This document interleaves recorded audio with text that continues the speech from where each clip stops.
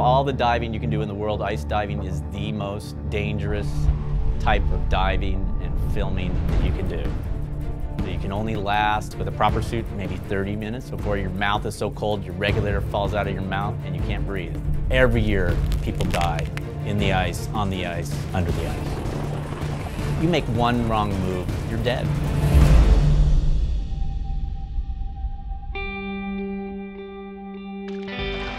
I got involved in underwater cinematography and was pushed by the first generation, which were these bold men and women that would go in the water with wild animals and not know how they were going to react. Were they going to get eaten? Were they going to come back with something they could share with the rest of the world? So I was pushed to go to another region that was undocumented and to bring back imagery the likes of which no one has seen before.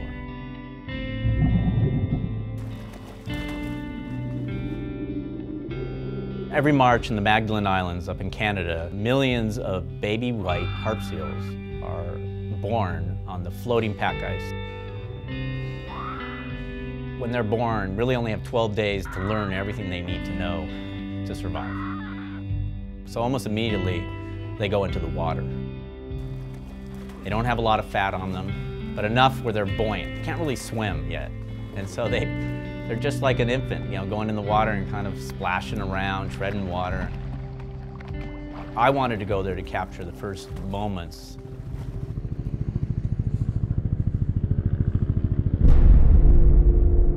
The day I picked, the wind was blowing at 40 knots.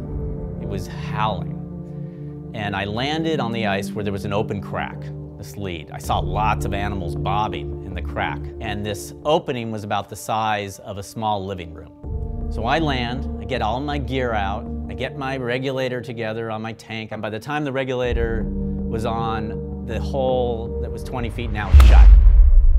Because of the wind and the currents underwater completely closed. I thought there was really no other way into the water. And then in the distance, a seal popped up and started breathing.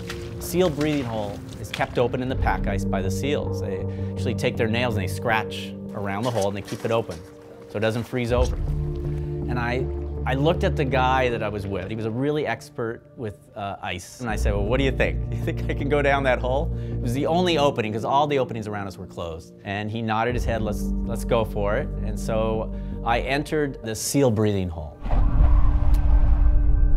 The minute you hit the water, you have an ice cream headache, only it's worse.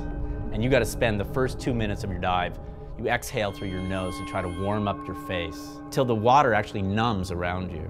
And then the headache goes away. And I open my eyes and it's just the most beautiful sight you'd ever see.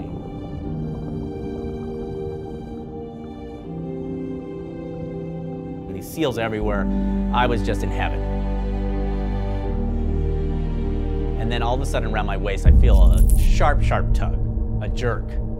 So hard that I almost lost the grip on my underwater camera. Right away, I was being pulled along the ceiling. There's all kinds of shelves and sharp ice points. At that moment, I realized that something bad was happening. There's only one reason why you'd be yanked. The hole must be closed.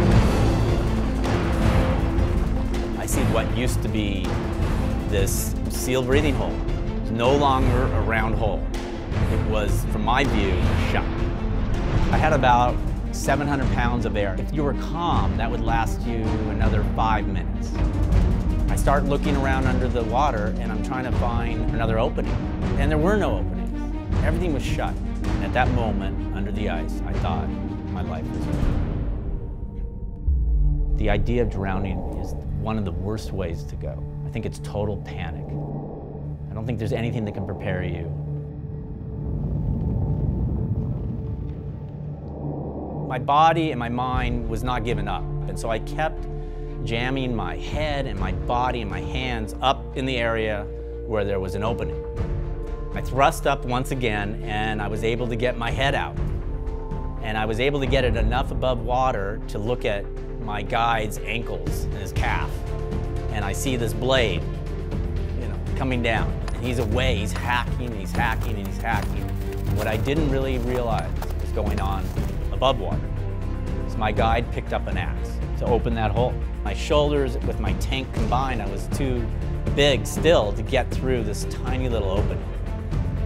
I went back down underwater because I wanted to get momentum to try to thrust my shoulders through.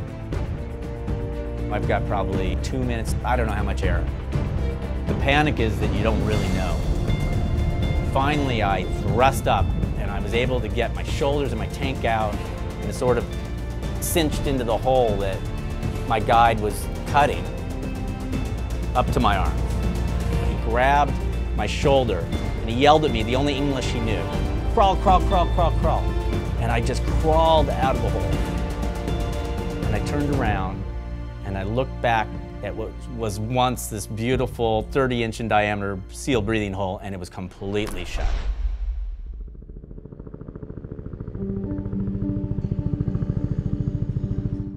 I got back in the helicopter after that incident, and I realized that I just made a really stupid mistake. But I was happy, to get out. That made me ice brothers with Mario, my guide. There's sort of a bond that you go through with people if you are near death and they help you. The reality of wildlife filmmaking, of trying to go where others haven't. It doesn't mean that you won't continue to take risks, but you become a little bit wiser.